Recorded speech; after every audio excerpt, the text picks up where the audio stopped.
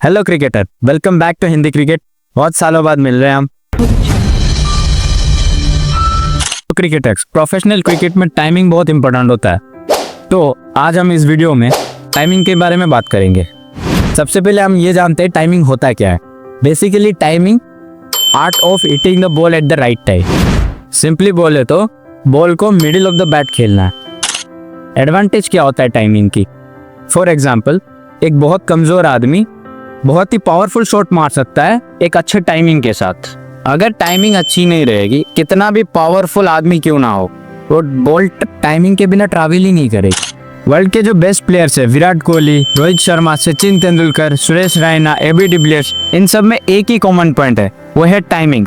इसीलिए उनके सारे शॉट्स एफर्टलेस और क्लासिक दिखते हैं। तो इसीलिए हम इस वीडियो में जानने वाले हैं हम अपने टाइमिंग को कैसे इंप्रूव कर सकते हैं।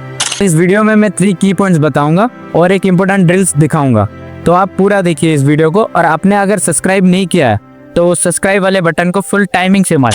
तो क्रिकेटर्स, पहला पॉइंट ये है, हमको रीजन जानना पड़ेगा कि हमारा टाइमिंग सही क्यों नहीं बैठ रहा।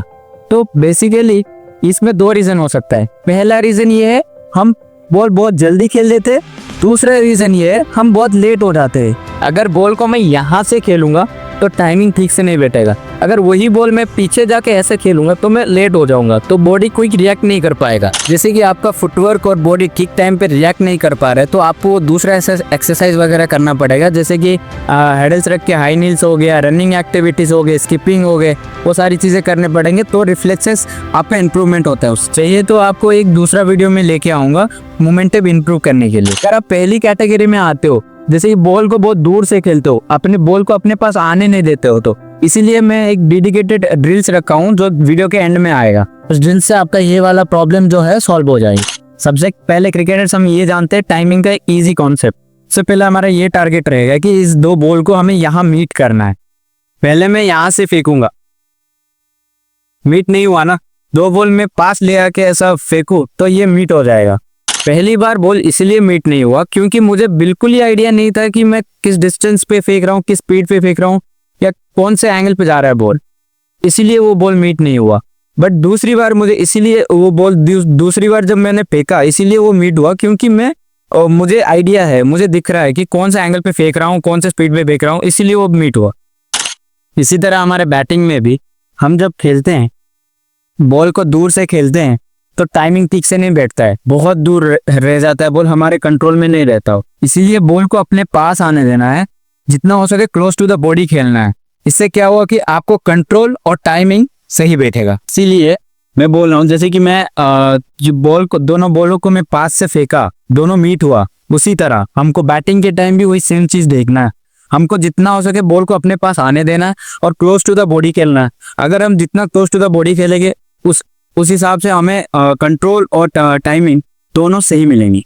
हमेशा एक चीज याद रखो, अगर आपको प्रॉपर टाइमिंग चाहिए, let the ball come to you. अगर मैं जितना क्लोज टू द बॉडी खेलूंगा उतना अच्छा कंट्रोल रहेगा मेरे पास, उतना अच्छे टाइमिंग के साथ शॉट्स खेल पाऊंगा मैं। तो क्रिकेटर, सेकंड पॉइंट ये है कि हमें जब भी रन चाहिए होते हैं या टीम प्रेशर में वो बाहर निकालना है, तो उस टाइम ना हम बहुत जोर से शॉट्स मारने चले जाते। तो क्रिकेटर, सेकंड पॉइंट ये है कि हम बहुत ज्यादा जोर से मारने चले जाते हैं। नॉर्मली जब हमें रन चाहिए होते हैं या टीम को मुश्किल हालात से बाहर निकालना होता है, तो हम क्या करते हैं ना, बहुत जोर से मारने चले जाते हैं। उसके चक्कर में हमारा टाइमिंग सही नहीं बैठता है। इसीलिए तो जोर से बॉल को नहीं मारना। अगर हम बॉल को जोर से मारने जाएंगे तो middle of the bat ball लगेगा ही नहीं। और टाइमिंग का एक गोल्डन रूल ये है कि हमें बॉल को जोर से नहीं मारना है, क्योंकि मैक्सिमम टाइम आप जब जोर से मारने जाओगे तो आपका बॉडी हिल जाएगा, आपका पोजिशन हिल जाएगा, तो आपको जो शॉट्स के ऊपर वो कंट्रोल नहीं रहेगा। इसकी वजह से आपका टाइमिंग सही नहीं बैठेगा वहां। तो बैटिंग के टाइम हमको ये ध्यान देना है कि जितना हो सके बॉडी के पास खेलना है और जितना हो सके लेट खेलना है बॉल।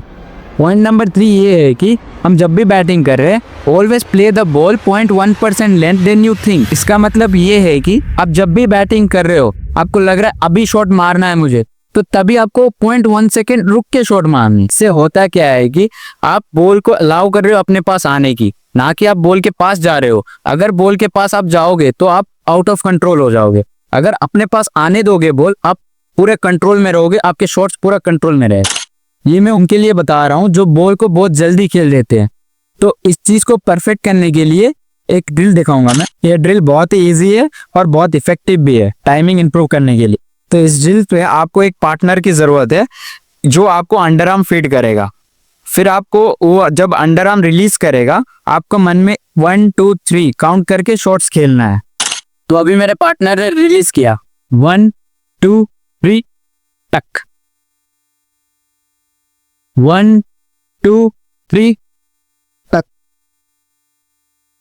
1 2 3 टक। इससे क्या होगा कि हमारा दिमाग को ये लगेगा कि हमको एक प्रोसीजर कंप्लीट करना है और एक प्रोसेस कंप्लीट करना है, फिर जाके बॉल को खेलना है। तो इस हिसाब से आप जब पैर निकालते हो तो 0.1 सेकेंड बॉल को आप लेट खेलते हो, तो इससे आपका टाइमिंग बहुत सही बैठेगा। चले क्रिकेटर्स, अब मैं इस ड्रिल्स को प्रैक्टिकल करके दिखाता हूँ। क्रिकेटर्स, यही है वो ड्रिल्स। इस ड्रिल्स में आपको एक चीज़ ध्यान रखना है, ये ड्रिल सिर्फ आप नॉकिंग्स में ही करोगे, नेट्स में बिल्कुल नहीं करना है, क्योंकि बॉलर अपने पेस से बॉल डालता है तो आपको दिक्कत हो सकता है। तो सिर्फ ड्रिल्स जब करो नॉकिंग्स में ही करो।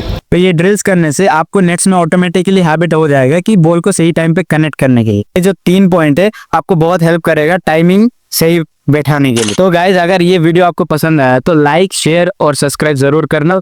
मिलते हैं, बाय।